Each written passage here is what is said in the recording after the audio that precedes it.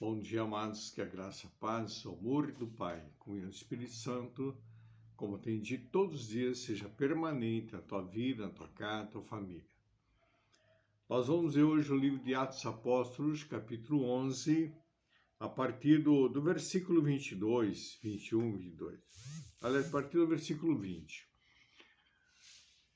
Aqui, quando houve ali a perseguição, a morte de Estevão, os cristãos, com medo, começaram a fugir para outras regiões. Só os discípulos, os apóstolos, que ficaram por ali, mas os outros cristãos foram embora, de medo da perseguição. E um dos que perseguia a igreja era Paulo.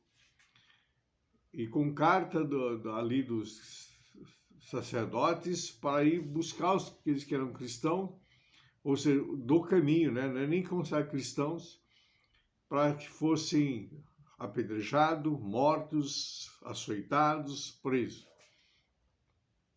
Mas aqui, já nesse capítulo 11, Paulo já tinha tido encontro com o Senhor, que havia uma conversão, já estava no meio dos discípulos pregando a palavra. E aqui, quando eles foram para Antioquia, tá? Ali na Antioquia, e começaram a ministrar a palavra do Senhor na região de Chipre, começaram a ministrar a palavra do Senhor para os gentios, para os judeus e para os gentios.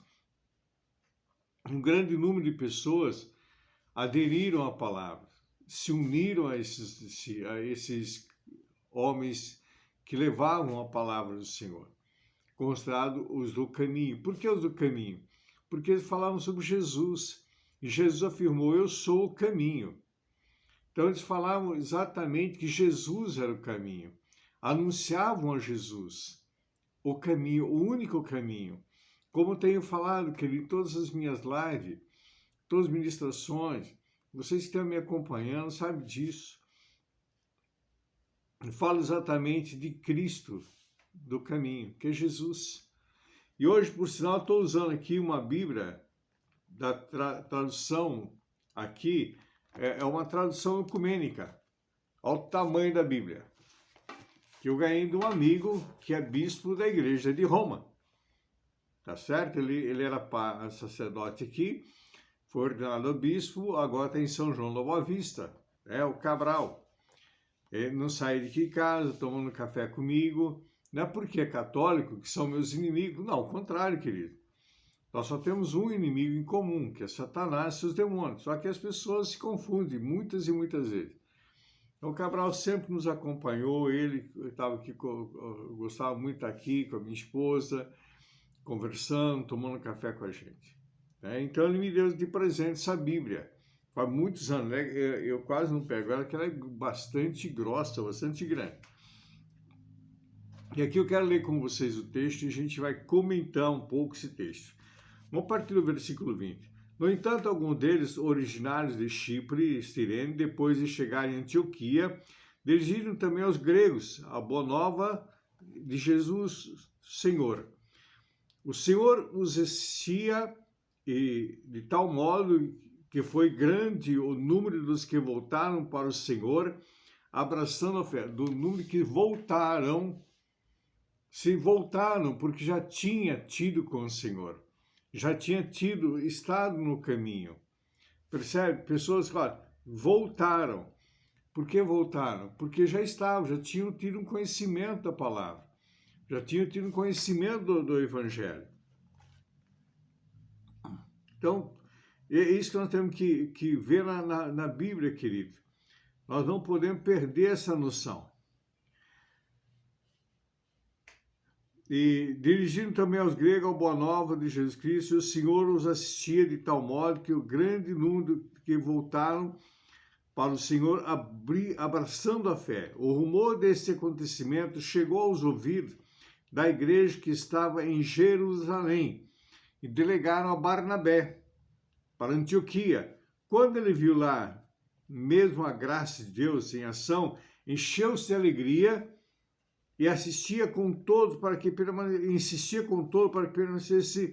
fundo de coração apegados ao Senhor. fundo de coração apegado ao Senhor. Vai guardando isso, querido. Era com efeito um homem reto, cheio de Espírito Santo, de fé. Uma multidão considerável aderiu assim ao Senhor. O comportamento de um cristão. Depois já vamos comentar sobre isso. Barnabé partiu então para Tarso, a fim de buscar a Saulo. Encontrou lá, trouxe para Antioquia. Eles passaram um ano inteiro trabalhando juntos nesta igreja, instruindo a multidão com considerável, deixa eu ver aqui. E foi em Antioquia que pela primeira vez os discípulos foram designados, ser chamados com o nome cristãos. Sabe, queridos, aqui Barnabé e os que ali estavam falavam com tanto afinco do amor de Jesus, de quem é Jesus, que as pessoas elas não tinham como não se entregar a Cristo. Não tinha como. Porque o amor de Jesus, querido, é algo é inexplicável. O amor, a graça dele, a entrega de Jesus por cada um de nós, a entrega que ele fez, querido, por mim e por ti, despojando, sabe, se despojando da sua glória, de tudo que ele era, se tornando um de nós, de certo pecado, um Deus, querido, um Deus, vindo aqui para andar conosco, sentir o que nós sentimos. Por que muitas e muitas vezes o orgulho bate o coração das pessoas? Pessoas que não são prepotentes, querem ser melhor que as outras. Porque tem um cargo na sociedade, tem um título, ou tem mais recurso financeiro, querem ser alguma coisa a mais. Não somos ninguém, querido. Sem Jesus nada somos. Hoje o próprio Senhor falou lá no livro de João, capítulo 15, sem mim nada podeis fazer. Então é importante ter isso e a atitude daqueles que seguem a Jesus, daqueles que seguem o caminho. Não é porque está na igreja é cristão, não, querido. Não é porque é evangélico, é católico, é crente, é cristão, não. Nenhum desses são cristãos. Pastor, então o que é cristão? Cristão é ter a atitude de Cristo. Cristão tem uma marca. Cristão representa um reino que não são nossos, é do Senhor. Deve estar na igreja, congregar com os irmãos, estar em comunhão com a igreja, com o pastor e com seus irmãos. É imprescindível isso, uma pessoa que é cristã. É imprescindível. Eu admiro quando às vezes o irmão fala, Deus me falou que eu não preciso ir no culto mais. Esse Deus que tu serve eu não quero não, querido. Deus de confusão não quero não. De jeito nenhum. Então é isso que nós temos que entender, querido. Cristão, o que representa Cristo.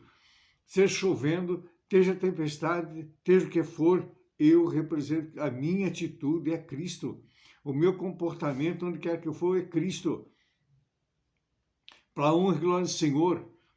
Quando nós tínhamos a distribuidora lá de São Paulo, 80% dos nossos clientes se converteram e muitos, chegou a estar, eu não sei se ainda estão, foi muito tempo que perdi o contato, mas são pastores, são obreiros na casa do Senhor, até andarilho, morador de rua, entregou a vida para Jesus. Nós não tínhamos vergonha de falar do amor de Jesus para lugar nenhum, não, querido. Eu e minha esposa, o nosso compromisso era com a palavra. A venda do produto era supérfluo. O mais importante era a vida que estava ali, atrás do balcão. Esse sempre foi o nosso foco, nosso comportamento. E o nosso comportamento, tanto eu como minha esposa, tanto era na igreja, em casa, na rua, onde quer que nós fôssemos. E continua sendo a minha vida da mesma forma. Continua sendo a vida dos meus filhos da mesma forma que eles aprenderam isso. Isso é ser cristão, representando Cristo, tem marcas. O cristão tem marca, querido. Eu ouço muito hoje pessoas que se dizem cristão, mas são mentirosos, orgulhosos, prepotentes. Pessoas que se sente melhor que as outras, enganando um ao outro, sendo falsas. Na frente é uma coisa, por trás é outra. Isso não é ser cristão. Isso não é ser cristão. Por isso que aqueles em Antioquia fizeram diferença. Fizeram diferença. Olha aí, Barnabé, um homem, olha o que diz a palavra aqui, olha. Era, com efeito, um homem reto, cheio do Espírito Santo e de fé. Quem é cheio do Espírito Santo, queridos, não perde tempo com as coisas deste mundo, não perde tempo com mentira, não perde tempo com inveja, não perde tempo com prepotência, não perde tempo com ser melhor que ninguém. Ao contrário, se humilha mais, se abaixa mais, porque representa Cristo. É isso que ali em Antioquia trouxe de volta aqueles que já tinham conhecimento da palavra, e muitas pessoas se agregaram a ele, a Cristo. Olha que a palavra diz assim: era homem com efeito, um homem cheio do Espírito Santo e de fé. Uma multidão considerável aderiu assim ao Senhor. Uma multidão considerável aderiu ao Senhor. Pelo comportamento. As nossas atitudes, queridos, falam muito mais alto do que as nossas palavras. A palavra pode até convencer, mas a atitude arrasta. Esse tem que ser o comportamento, porque eu represento um reino celestial aqui. Eu não estou aqui me representando. Sou pastor na igreja Fonte da Vida, mas eu represento Cristo, represento o reino de Deus aqui na terra. O que é que tu está representando? Quem é que tu representa, amigo? Quem é que tu representa? É isso que nós temos que fazer a pergunta para nós mesmos, todos os dias, todo instante, todo momento. Eu tenho feito um apelo para a igreja para estar orando todo dia, às 18 horas, eu oro 3, 4 vezes por dia. Oro mais, mas porque eu paro para orar 3 a 4 vezes. Pela nossa nação, pelo Brasil, para que Deus intervenha em nossa nação. Porque Deus estabelece reis e derriba reis. Pelas chuvas, que venham chuvas com abundância, querido. Nós estamos passando um momento muito difícil. É guerra espiritual. É uma guerra, nós estamos em guerra. Então, nós temos que ter uma vida de oração, uma vida de comunhão com a santa palavra de Deus.